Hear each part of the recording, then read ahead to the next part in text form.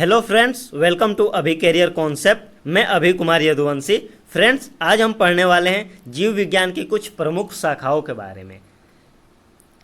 Friends, exam date आ चुके हैं, exam जल्द ही होने वाले हैं, तो अब हम वही क्वेश्चंस देखेंगे जो एग्ज़ाम में काफ़ी बार पूछे गए हैं या पूछे जाने के चांसेस ज़्यादातर हैं। तो चलते हैं बिना देर किए हुए क्वेश्चन की तरफ। आज का अपना पहला क्वेश्चन है, सरीसृपों का अध्ययन क्या कहलाता है।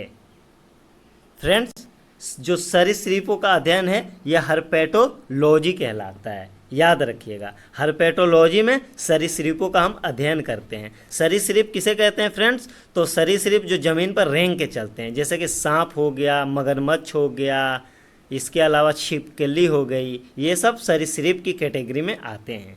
आगे चलते हैं। क्वेश्चन नंबर अपना सेकेंड है, चींटियों का अध्ययन क्या कहलाता है, यानी कि स्टडी ऑफ एंट। ये कहलाता है मिर्मिकोलॉजी। मिर्मिकोलॉजी में हम चींटियों का अध्ययन कहते हैं, याद रखिएगा। क्वेश्चन नंबर थर्ड है, मकड़ियों का अध्ययन क्या कहलाता है? तो एरेक्नोलॉजी कहलाता है। याद रखिएगा, मकड़ियों का जो अध्ययन है इसे एरेक्नोलॉजी कहा जाता है। आगे चलते हैं। नेक्स्ट क्वेश्चन, नेक्स्ट है अपना फोर्थ नंबर, मानव सौंदर्य का अध्ययन, यानी कि जो मानव हैं, जो ह्यूमन हैं, उनका सुंदरता का अध्ययन, इसे क्या कहा जाता है? इसे कैलोलॉजी कहा जाता है। आप ध्यान में रखिएगा, ठीक है फ्रेंड्स। आगे चलते हैं। शैवालों का अध्ययन, यानी कि स्टडी ऑफ एल्गेई। फ्रेंड्स, इसे फाइकोलॉजी कहा जाता है। याद रखिएगा, शैवालों के अध्ययन को फाइकोलॉजी कहा जाता है। और शैवाल जो होते हैं फ्रेंड्स, वे दोनों प्रकार के पाए जाते हैं। आपको एक कोशिकीय भी पाए जाते हैं और बहुकोशिकीय भी पाए जाते हैं। इसके अलावा आप ध्यान रखिएगा, जो शैवाल होते हैं इनका यूज हम भोजन के रूप में भी करते हैं, जैसे कि सरगेसम होता है। सरगेसम जो शैवाल है इसे हम भोजन के रूप में यूज करते हैं। इसके अलावा एक लाल शैवाल मिलता है जिसका नाम है अगर अगर एल्गई, यानी अगर अगर शैवाल। इसका यूज हम बेकरी में करते हैं। जो बेकरी में मिठाई केक वगैरह बनते हैं उनमें इसका यूज किया जाता है, अगर अगर एल्गई का। इसके अलावा बहुत सारे हैं, जैसे एक लेमिनेरिया होता है। लेमिनेरिया भी आपका शैवाल का ही नाम है। इससे आयोडीन मिलता है, तो इसका यूज हम काफ़ी तरीके से करते हैं, काफ़ी फ़ायदे हैं इसके। याद रखिएगा, इसका जो स्टडी है इसे फाइकोलॉजी कहा जाता है। आगे चलते हैं। कवकों का अध्ययन, यानी कि स्टडी ऑफ फंगी, इसे क्या कहा जाता है? इसे माइकोलॉजी कहा जाता है। याद रखिएगा, ये क्या होते हैं फ्रेंड्स? ये जो सड़े गले कार्बनिक पदार्थ होते हैं वहाँ से अपना भोजन प्राप्त करते हैं। नेक्स्ट है फ्रेंड क्वेश्चन नंबर 7, छिपकली का अध्ययन। छिपकली का अध्ययन जो है ये सेरोलॉजी कहलाता है। फ्रेंड्स, सीरोलॉजी हो गया, इसे आप ठीक कर लेंगे। ये सेरोलॉजी कहलाता है, सेरोलॉजी, छिपकली का अध्ययन। आगे देखते हैं। कीटों का जो अध्ययन है इसे एंटेमोलॉजी कहा जाता है। याद रखिएगा फ्रेंड्स, कीटों का जो अध्ययन है एंटोमोलॉजी कहलाता है। आगे चलते हैं। क्वेश्चन नंबर 9 है स्टडी ऑफ स्नेक्स, यानी कि सर्पों का अध्ययन। ये ओफियोलॉजी कहलाता है।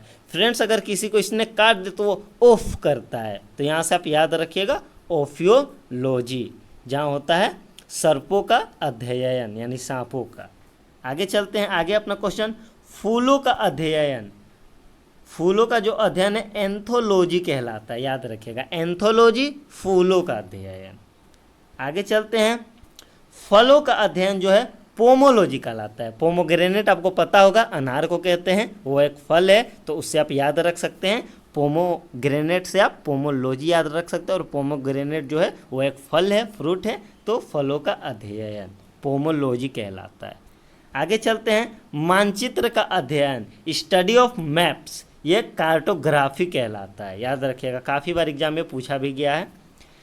मिट्टियों का अध्ययन, क्वेश्चन नंबर 14 है मिट्टियों का अध्ययन, यानी कि स्टडी ऑफ सोइल, क्या कहलाता है? पेडोलॉजी कहलाता है। और दोस्तों, हमारे कंट्री भारत में 8 प्रकार की मिट्टियाँ पाई जाती है, जिनमें 4 प्रकार की जो हैं काफ़ी इम्पोर्टेंट है, आप याद रखिएगा।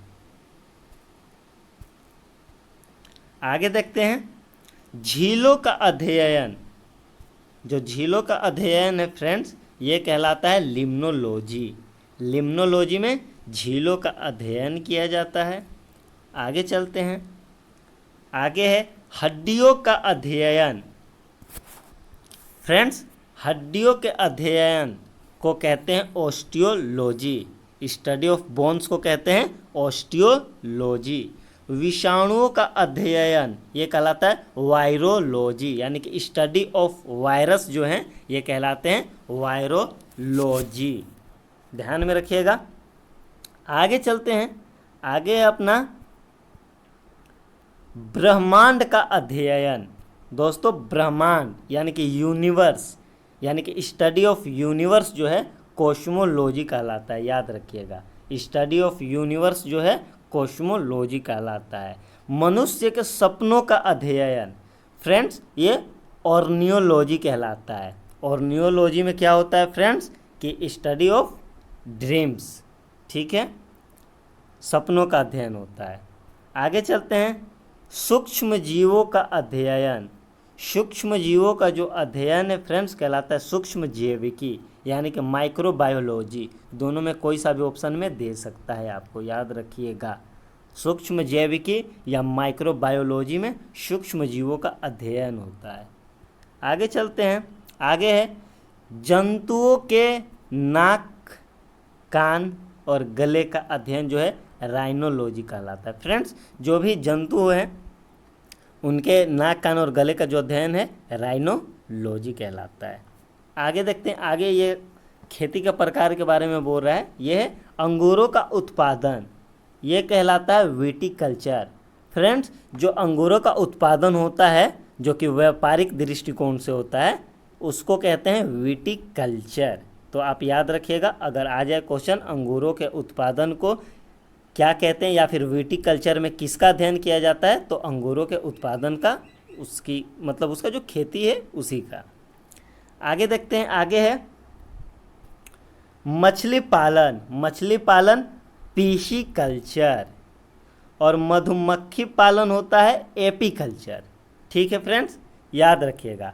मछली पालन जो होता है या मछलियों का उत्पादन, इसका अध्ययन को पीसीकल्चर कहते हैं और मधुमक्खी पालन को कहते हैं, इसके अध्ययन को एपीकल्चर कहते हैं। और रेशम कीट पालन को कहते हैं सेरीकल्चर। जो रेशम बनता है वो कीटों से बनता है, उनका पालन किया जाता है फ्रेंड्स, उनसे सेरीकल्चर।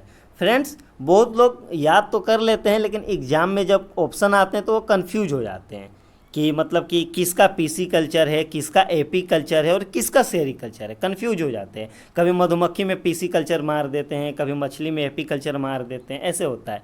तो आप ध्यान रखिएगा, याद तो आपको करना है लेकिन आप कंफ्यूज ना, उसके लिए मैं बता दूं, अगर मछली पालन आए तो आपको ये तीनों में कंफ्यूज नहीं होना है। मछली को हम पीस करके कट करते हैं तो उस हिसाब से आप याद रखिएगा पीसीकल्चर। और मधुमक्खी शहद देती है और शहद को हम पीते हैं तो एपीकल्चर। यहाँ पी आ रहा है ना, ए पी मतलब पीने का जिक्र हो रहा है, तो एपीकल्चर मधुमक्खी पालन, क्योंकि मधुमक्खी शहद देती है और हम शहद पीते हैं। और रेशम कीट पालन अगर आएगा तो सेरीकल्चर। सेरी से आप याद रख लीजिएगा साड़ी, और साड़ी जो होती है रेशम की काफ़ी पॉपुलर है, आप सबने सुनी हुई है। तो रेशम कीट पालन सेरीकल्चर।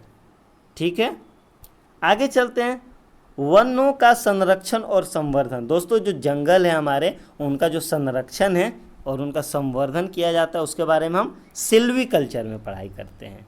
ठीक है, क्वेश्चन नंबर 27 है, समुद्री जीवों का जो उत्पादन, जो भी सारे समुद्री जीव है उनके उत्पादन का जो अध्ययन है उसे कहा जाता है मैरीकल्चर। याद रखिएगा, मैरीकल्चर में समुद्री जीवों का उत्पादन का अध्ययन किया जाता है।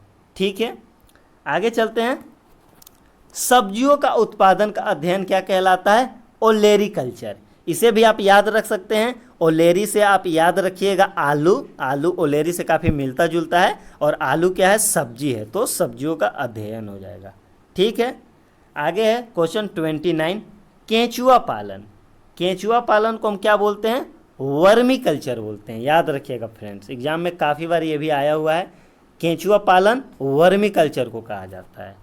ठीक है फ्रेंड्स, आज का हमारा क्वेश्चन यही ख़त्म होता है। मिलते हैं नेक्स्ट एपिसोड में। एग्ज़ाम के पॉइंट ऑफ व्यू से क्वेश्चंस देखेंगे हम, काफ़ी इंपॉर्टेंट मिलते हैं। तब तक के लिए अपना ख्याल रखिए। राधे राधे।